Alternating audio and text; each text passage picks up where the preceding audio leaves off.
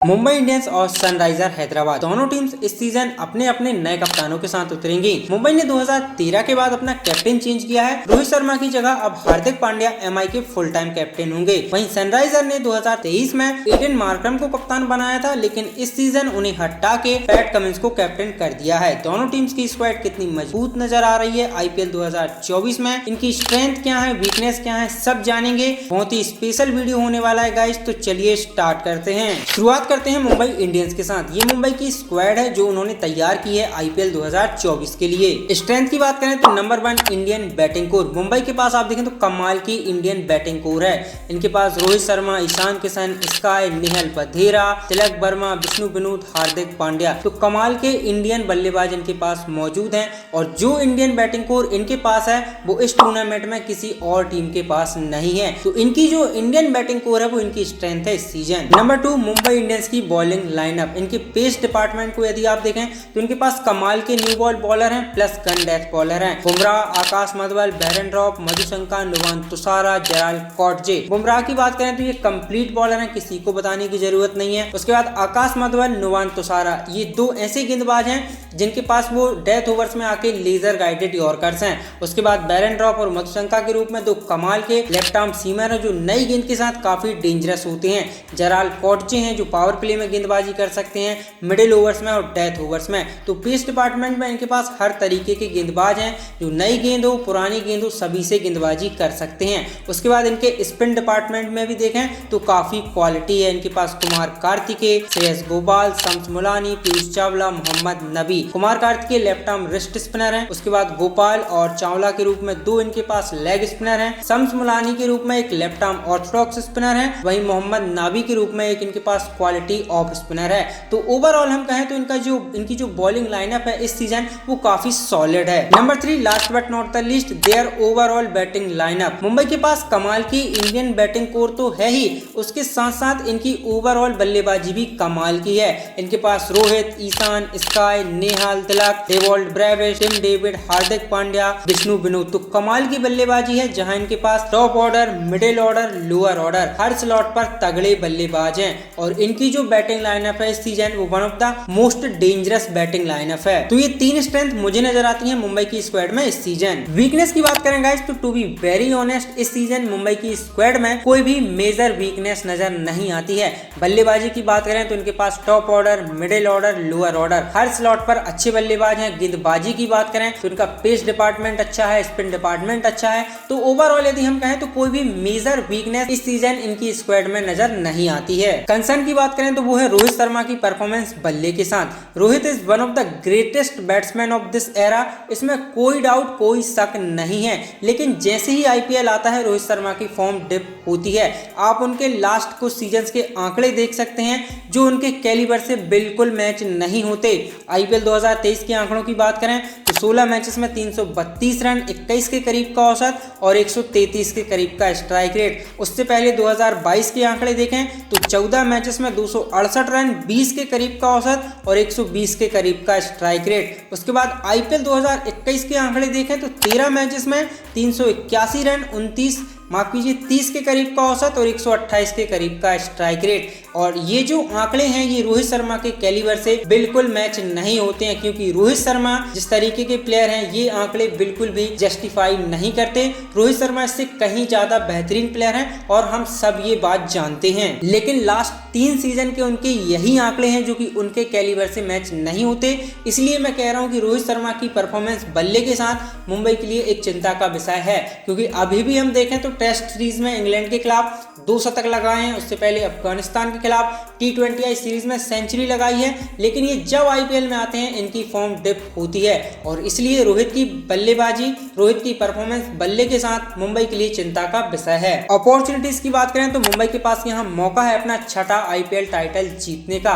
5 title already ये जीत चुके हैं एंड इस सीजन मौका है अपना छठा आईपीएल टाइटल जीतने का। Last segment place to watch out की ओर चलें तो number 1 Shams Mulani left arm orthodox spinner जो डोमेस्टिक में लगातार अच्छा परफॉर्म कर रहे हैं एंड इनके T20 आंकड़े भी कमाल के हैं। 43 मैचेस में 52 विकेट, औसत की बात करें तो 20 के करीब और इकोनॉमी 7 के करीब है। एंड T20 क्रिकेट में यदि ऐसे आंकड़े हैं तो डेफिनेटली आपके आंकड़े कमाल के हैं एंड यदि मुंबई इनको मौका देती है तो डेफिनेटली ये मुंबई की ओर से वॉच आउट प्लेयर होंगे। Number 2 Nuwan Thushara, fast bowler from Sri Lanka जिनका स्लिंगी एक्शन है और पिछले कुछ समय से ऑल अराउंड T20 लीग खेल रहे हैं एंड सभी लीग्स में अच्छा परफॉर्म भी किया है। हाल ही में बांग्लादेश के खिलाफ T20 मुकाबले में हैट्रिक भी ली है और अब IPL में हमें नजर आएंगे मुंबई की ओर से। इनके T20 नंबर्स कमाल के हैं, 87 मैचेस में 120 विकेट, 18 के करीब का औसत और 8 के नीचे इकोनॉमी है। And Nuwan Thushara death over specialist के रूप में जाने जाते हैं and as a death over specialist यदि इकोनॉमी 8 के नीचे है तो डेफिनेटली आप कमाल के डेथ बॉल बॉलर हैं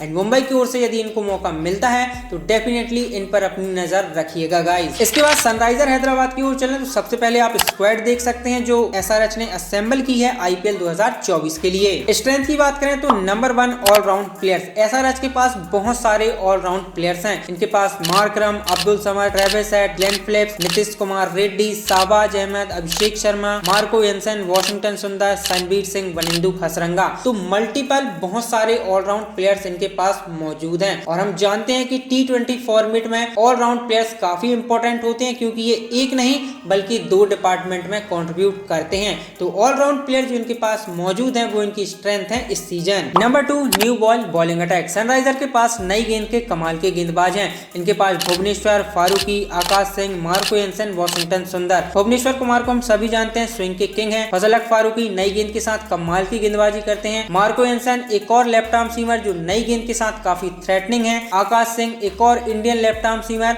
उसके अलावा वॉशिंगटन सुंदर जो ऑफ स्पिनर है बट पावर प्ले में गेंदबाजी करना इनकी ताकत है।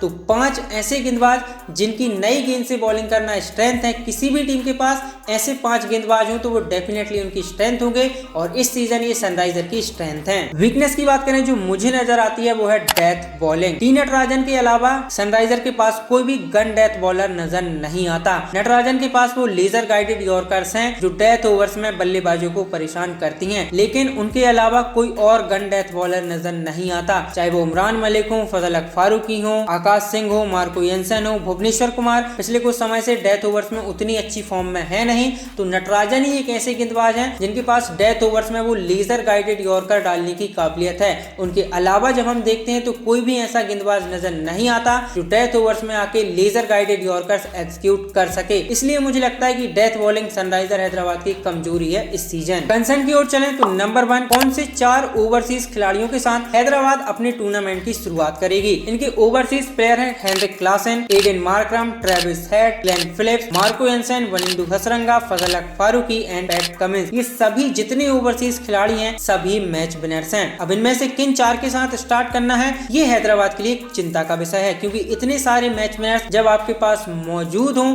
और आपको उनमें से सिर्फ 4 को ही चुनना हो तो डेफिनेटली ये एक चिंता का विषय है और हैदराबाद के लिए इस सीजन की चिंता रहेगी क्योंकि जितनी ओवरसीज खिलाड़ी हैं सभी मैच विनर हैं। अब इनमें से किन 4 के साथ ये शुरुआत करेंगे ये चुनना हैदराबाद के लिए कंसर्न है। Number 2 how Pat Cummins perform as a player. Cummins is a great leader, इसमें कोई डाउट नहीं है, लेकिन Cummins as a T20 player to be very honest मुझे उतना कॉन्फिडेंस नहीं देते। यहाँ तक कि ऑस्ट्रेलिया भी इन्हें टेस्ट और ODI में कैप्टनसी दिए हैं, T20 की कप्तानी नहीं दी है। इसलिए कमिंस एज अ प्लेयर कैसा परफॉर्म करेंगे ये मेरे लिए एक चिंता का विषय है क्योंकि इनके IPL आंकड़े उतने अच्छे नहीं हैं जितने इनके टेस्ट और ODI आंकड़े हैं। इसलिए एज अ प्लेयर ये कैसा परफॉर्म करेंगे ये एक कंसर्न है हैदराबाद के लिए। अपॉर्चुनिटीज की बात करें तो reach playoffs for the first time after 2020 IPL season. 2016 से लेकर 2020 तक हैदराबाद ने हर सीजन प्लेऑफ्स में जगह बनाई थी और 2016 में तो चैंपियन भी बने थे, लेकिन 2020 के बाद से अभी तक प्लेऑफ्स में नहीं पहुंच पाए हैं। तो इस सीजन हैदराबाद के पास फिर से मौका है स्ट्रॉन्ग कमबैक करने का और प्लेऑफ्स में पहुंचने का। Last segment place to watch out की बात करें तो रणबीर सिंह ऑलराउंडर फ्रॉम पंजाब जो अपनी हार्ड हिटिंग एबिलिटी के लिए जाने जाते हैं प्लस मीडियम पेस बॉलिंग भी करते हैं। इनके T20 आंकड़े काफी कमाल के हैं। 17 मैचेस में 304 रन, 43 के करीब का औसत और स्ट्राइक रेट पर गौर करिएगा 192.40 का। उसके साथ ही गेंद के साथ यदि हम इनके आंकड़े देखें तो 10 पारियों में 5 विकेट चटकाए हैं और इकोनॉमी है 9.72 की। तो कमाल के प्रोस्पेक्टिव हैं और यदि हैदराबाद इनको मौका देती है तो इन पर अपनी नजर जरूर रखिएगा गाइस। सो ये रहा गाइस मुंबई इंडियंस और सनराइजर हैदराबाद की टीम्स का full squad analysis. I hope आप लोगों को वीडियो पसंद आया होगा। यदि पसंद आया है तो लाइक करें, अपने दोस्तों के साथ शेयर करें और चैनल पर पहली बार आए तो सब्सक्राइब करना ना भूलें। बाकी मैं मिलता हूं अगले नए वीडियो में, तब तक के लिए bye bye, take care, thank you so much.